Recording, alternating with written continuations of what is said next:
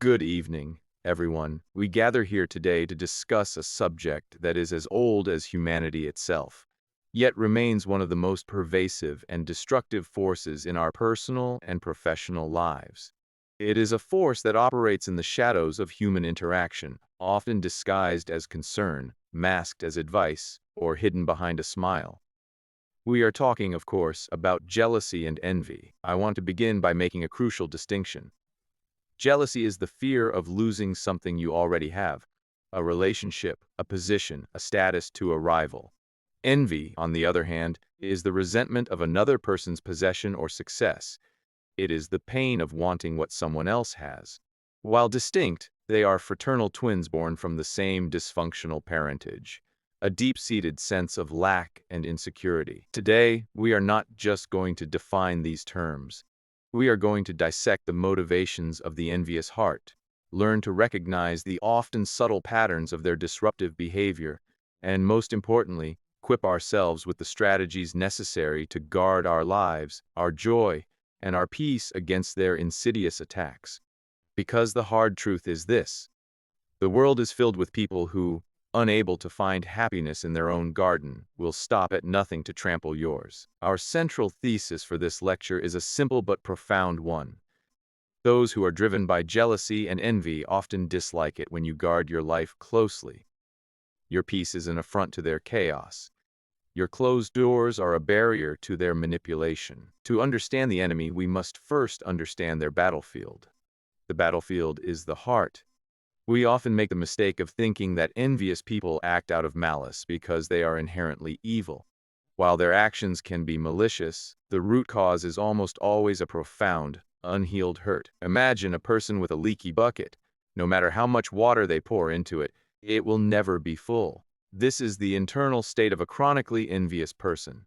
They possess a void, a deep-seated feeling of inadequacy or emptiness. They attempt to fill this void not through self-reflection, healing, or personal achievement, but through external comparison. Their self-worth is not intrinsic. It is entirely dependent on how they stack up against you. Your success, therefore, is not just a neutral fact in the universe. It is a glaring spotlight on their perceived failure. Your happiness becomes a mirror, reflecting their misery. To quiet this painful reflection, they don't fix the mirror. They try to break the image in it, which means they try to break you. This is a critical point that many of us fail to grasp. People who operate from a place of envy and jealousy often have no internal template for genuine connection or authentic peace. Their own lives have likely been characterized by drama, chaos, transactional relationships, and emotional turmoil. This, their normal. When they encounter someone who has found peace, who is genuinely liked and respected, who moves through the world with a sense of calm self-assurance, it doesn't inspire them. It confuses and threatens them.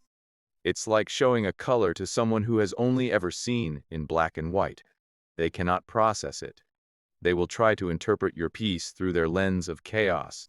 They will assume you are hiding something, that you are plotting, or that your calmness is a facade for weakness. Because they have never experienced the safety of a drama-free life, they will instinctively try to pull you into the only reality they know, a storm. 3. Destruction as a misguided path to healing. Instead of seeking therapy, introspection, or spiritual healing for their own wounds, the envious person chooses a different path: destruction. They believe, perhaps subconsciously, that if they can tear down your house, theirs will look less like a shack. If they can tarnish your reputation, their own stained name will appear cleaner. If they can sabotage your happiness, their misery will feel less acute. This is why reasoning with them is often futile. You cannot logic someone out of a position they didn't logic themselves into. Their campaign against you is not about you. It is a desperate, misguided attempt to self-medicate their own pain. They believe that by controlling your narrative, by diminishing your light, they can momentarily feel better about their own darkness. It is a tragic, cyclical, and deeply damaging way to live. Forewarned is forearmed.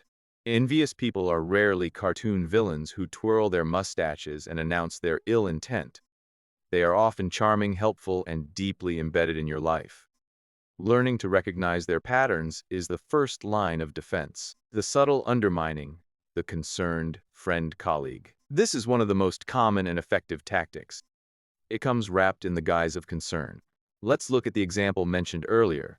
The co-worker who, after you receive praise, questions your work ethic. The action.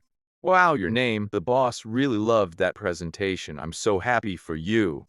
It's funny though, I noticed you left early on Tuesday. I was just wondering how you managed to pull it all together. I'm just asking because I want to learn from you. The translation. Your success is suspicious. You must have cut corners or gotten lucky. Let me plant a seed of doubt in the boss's mind your dedication while framing it as a compliment to you. This pattern extends beyond work. It's the friend who says, "You look so great in that dress. It's so bold. I could never pull that off. I hope no one says anything mean about it." They are planting the anxiety while appearing supportive. They are questioning your reality and your deservedness of your own success. The backhanded compliment and the minimization. This is designed to make you feel small while appearing to praise you. Minimization. Oh, you got that promotion? Great. The hours are probably terrible though, and the pay bump isn't even that much after taxes. But still, good for you for getting it. They immediately diminish the value of your achievement. The backhanded compliment. I wish I had your confidence to speak up in meetings like that, even when you don't know all the facts. They insert a slight that undercuts the initial praise. 3. The information fisher and the drama inciter. An envious person is an information junkie. They need data to use as ammunition. They will ask probing questions disguised as interest. So how are things really going with your partner? Are you sure your boss is happy with you? What are your plans for the future? They are fishing for vulnerabilities, for cracks in your facade, for any piece of information they can twist, exaggerate, or use to create drama. If you have a private life, they see it as a secret vault they must crack. They thrive on chaos. If things are calm, they will stir the pot. They might spread a rumor based on a half-truth you told them, or they might create a conflict between you and another person, then sit back and watch the fireworks like a director enjoying their play. 4. The copycat and the competitive one-upmanship. Imitation is not always the sincerest form of flattery. Sometimes it is the sincerest form of erasure. The envious person, lacking their own identity or direction, will try to mirror yours. You buy a car, they buy a better one. You take up a hobby, they become an expert. You announce a life goal, they suddenly have the same goal, but theirs is bigger and better. This constant one-upmanship is exhausting. It turns every aspect of your life into a competition you never signed up for. Their goal is not to coexist with you. It is to surpass and overshadow you, thereby proving their own worth by your devaluation. In our desire to be liked, to be part of the tribe, we often tolerate bad behavior. We let the concerned comment slide. We laugh off the backhanded compliment. We give the information fisher just one more detail, hoping it will satisfy them. This is a fatal error. There is a profound truth we must embrace. It is far better to be respected than to be liked. In fact, for your own safety and peace, being respected is non-negotiable. Liking is conditional. Being liked often depends on making others feel comfortable. It depends on you not rocking the boat, on you being agreeable, on you staying small enough not to make anyone else feel insecure. The moment you grow, achieve, or assert a boundary, the liking can vanish because you are no longer serving its purpose. Respect is protective. Being respected means that people understand who you are. They know you have standards, they know you have boundaries, and they know you will enforce them. Respect creates a perimeter of safety. Think of it this way. You can be a nice, harmless sheep. You will likely be liked by the other sheep. But the wolf will also like you because you are an easy meal. If you are a lion, you may not be universally liked by the other animals, but you are respected.